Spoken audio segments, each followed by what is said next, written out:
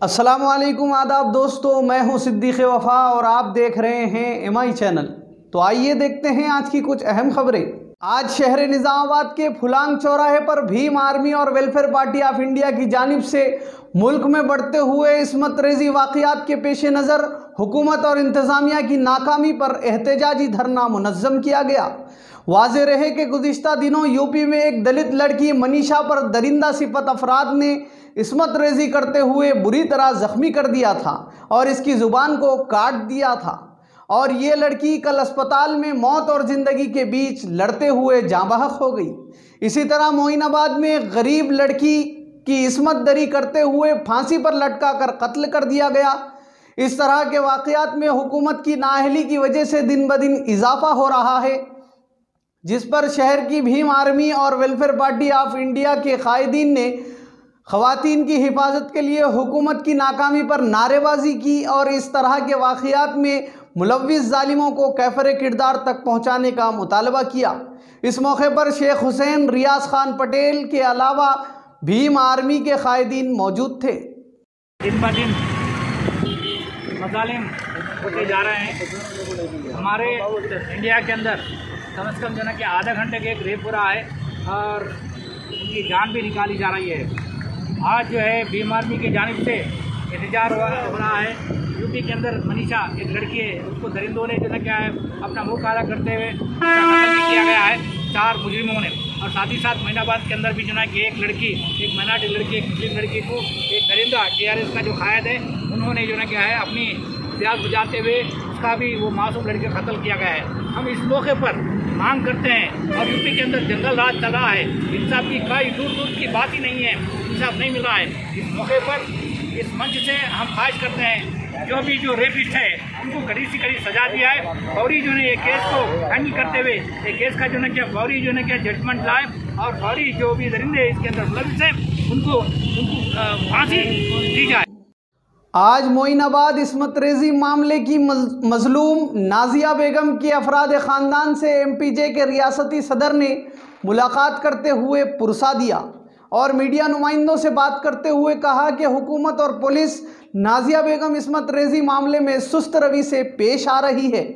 हुकूमत से मुतालबा किया कि इस इस्मत रेज़ी मामले में भी प्रियंका रेड्डी मामले की तरह मुलजिमों के खिलाफ कार्रवाई की जाए और नाजिया बेगम के अफराद ख़ानदान के लिए डबल बेडरूम, 50 लाख रुपये एक्स ग्रेशिया और किसी एक फ़र्द को सरकारी मुलाजिमत दिए जाने का मुतालबा किया। President movement for piece and justice Telangana आपसे मुखातिब है। इस वक्त मेरे साथ है फजल साहब मीडिया सेक्रेटरी और डॉक्टर निसार साहब जो है जो वाइस प्रेसिडेंट है मूवमेंट के, वो मेरे साथ हैं और आज हम यहाँ पर आए हैं और यहाँ देखने के बाद अंदाज़ा होता है कि अभी तक इस मसले को जिस गंभीरता के साथ लेना है हुकूमत ने उस गंभीरता के साथ नहीं लिया, नंबर 1। दूसरा ये कि पंचनामे के सिलसिले में जो मालूमात हमको हासिल हुई है इतनी जल्दी की गई है कि जो जल्दी आमतौर पर नहीं की जानी चाहिए थी, इसलिए कि सर्कमस्टेंशियल एविडेंसेस की बहुत ज़्यादा अहमियत होती है। उसी के ऊपर, उसी के आधार के ऊपर जो है FIR बनता है, पर पंचनामे के आधार के ऊपर ही जो है आइंदा की कार्रवाई होती है, लेकिन उसको इतनी उजरत के अंदर किया गया। इससे साफ मालूम होता है कि हुकूमत की नीयत भी और पुलिस की नीति भी इस मामले के अंदर साफ नहीं है। तीसरी बात हम इस मौके पर जो कहना चाहते हैं वो ये कि इस तरह के केसेस के अंदर जबकि एक नाबालिग लड़की के साथ जो है ज़्यादती हुई है या उसका जो है रेप हुआ है, उसके मुलजिम को, उसके कातिल को वो रास्त तौर पर जो है चेरला जेल भेज दिया जाता है। ये बहुत ही सेफ साइड गेम है। हमारा ये एहसास है कि कम से कम 10 दिन तक इंट्रोगेशन के अंदर उसको देना चाहिए था। इसी तफ्तीश के दौरान मुलजिम हो या कातिल हो, जुर्म का इकबाल करता है, जुर्म को लोगों के सामने रखता है और उसको कबूल करता है, लेकिन गिरफ्तार किया गया और सरकारी मेहमान के हैसियत से उसको जेल भेज दिया गया।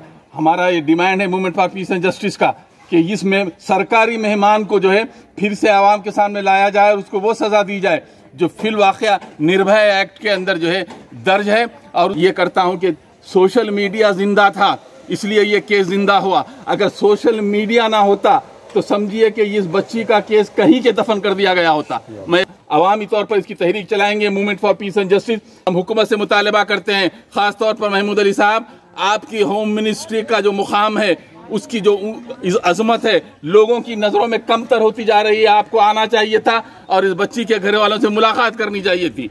दूसरी बात यह है कि जो है इसके लड़की के जो ख़ानदान के लोग हैं जिसका कि कत्ल हुआ है, हम इसको कत्ली ताबीर करते हैं, उसको जो है रहने और रिहाइश के लिए 2 बेडरूम फ्लैट दिया जाए और उसके ख़ानदान के किसी फ़र्द को मुलाजिमत दी जाए और एक्सग्रेशिया दिया जाए। सीपीआईएम के जनरल सेक्रेटरी सीताराम येचुरी ने बाबरी मस्जिद इन्हदामी केस में सीबीआई की खुसूसी अदालत के फैसले पर तंज किया। बाबरी मस्जिद को मिसमार करने की साजिश में मुलव्विस 28 मुल्जिमान को आज सीबीआई खुसूसी अदालत ने बरी कर दिया। सीताराम येचुरी ने ट्विटर पर तंज दिया तबसरे करते हुए सवाल किया कि अगर इन मुल्जिमान को बरी कर दिया गया तो क्या बाबरी मस्जिद अपने आप ही मुनहदिम हो गई। इन्होंने बाबरी मस्जिद केस में सीबीआई अदालत के फैसले को मुज़हिका खेज करार दिया और कहा कि यह फैसला बहुत ही शर्मनाक है।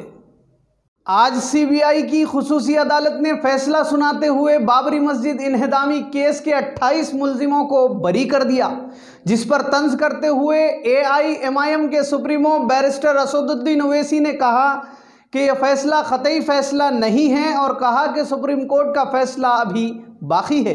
इस मौके पर मीडिया नुमाइंदों से बात करते हुए असदुद्दीन ओवैसी ने कहा कि बाबरी मस्जिद को शहीद करके ही अडवाणी, उमा भारती, मुरली मनोहर जोशी, कल्याण सिंह, बाल ठाकरे और राजीव गांधी को सियासी मैदान में शोहरत हासिल हुई है और इस शोहरत के ज़रिए इन लोगों ने इख्तिदार हासिल किया। असदुद्दीन ओवैसी ने कहा कि अगरचे बाबरी मस्जिद के शहीद करने वाले 28 मुल्जिमों को आज बाइज्जत बरी कर दिया गया, जिस पर असदुद्दीन ओवैसी ने कहा कि क्या किसी जादू के नतीजे में मस्जिद शहीद हुई थी और कहा कि सीबीआई की खुसूसी अदालत का फैसला क़तई फैसला नहीं है, अभी सुप्रीम कोर्ट का फैसला बाकी है, तब तक हमें इंतज़ार करना होगा। देखिए, सुप्रीम कोर्ट का फैसला आखिरी होता है, ये तो फैसला आखिरी नहीं ना, और कोर्ट के फैसले को नहीं के खिलाफ या उससे डिसएग्री करना कोई कंटेम्प्ट नहीं है। वही तो हम कह रहे हैं कि आप ही की चार्जशीट में आप ये लिख रहे हैं कि कल्याण सिंह ने कहा कि रोक कंस्ट्रक्शन पर है, डिस्ट्रक्शन पर नहीं है। उमा भारती ने कहा कि एक धक्का और दो। अडवाणी को, मुरली मनोहर जोशी को, उमा भारती को, बाल ठाकरे को, राजीव गांधी को शोहरत कैसे मिली पॉलिटिक्स में भारत में? इसी वजह से मिली ना। इनको पॉलिटिक्स में अगर शोहरत मिली, सत्ता मिली, कैसे मिली? इसी वजह से तो मिली कि आपने हमारी मस्जिद के ताले खुलवाए, मूर्तियां रखी और हमारी मस्जिद को शहीद किया आपने। इसीलिए तो आप होम मिनिस्टर बन गए, इसीलिए तो आप गंगा की सफाई के मिनिस्टर बन गए, इसीलिए तो आप एचआरडी के मिनिस्टर बन गए, इसीलिए तो आप कल्याण सिंह गवर्नर बने। भाई, आपने मुझे खत्म करके मेरी बर्बादी के ऊपर आपने अपना सियासी महल तामीर किया और आज आपको क्लीन चिट दिया जा रहा है। आप बताइए क्या पैगाम दे रहे हैं आप उन लोगों को जो भारत की खूबसूरती को मानते हैं, इंसाफ को मानते हैं? क्या पैगाम दे रहे हैं उन मीडिया के लोगों को जिन्होंने अपनी जानों को खतरे में डालकर कोर्ट में जाकर बयान दिया? उन पुलिस के ओहदेदारों पर जो अडवाणी के सिक्योरिटी में थे, उन्होंने कहा कि हां, ये तमाम प्री प्लान था। क्या कोई जादू हुआ था क्या उस दिन? फिर किसने किया मेरी मस्जिद को शहीद? बताइए ना आप। मैं जानना चाहता हूं मेरी मस्जिद को शहीद किसने किया? फिर अगर मुरली मनोहर जोशी, अडवाणी, कल्याण सिंह, बाल ठाकरे, ये 32 एक्यूज, विनय कटियार, जिसमें नरसिम्हा राव भी शामिल है, कांग्रेस पार्टी, राजीव गांधी, इनकी हुकूमत शामिल, किसने किया? फिर बताइए ना। इंसाफ होगा या नहीं होगा? हमको बताइए आप। या इसी तरह हम अपने आंसू बहाते रहें? जमहूरियत को मजबूत करना जरूरी है, इंसाफ को मजबूत करना जरूरी है, मगर यह फैसला आता है। तो नाजरीन, ये थी आज की अहम खबरें। मज़ीद खबरों के लिए हमारे चैनल को सब्सक्राइब करें और देखते रहिए एमआई चैनल। अब दीजिए इजाज़त। अस्सलाम वालेकुम।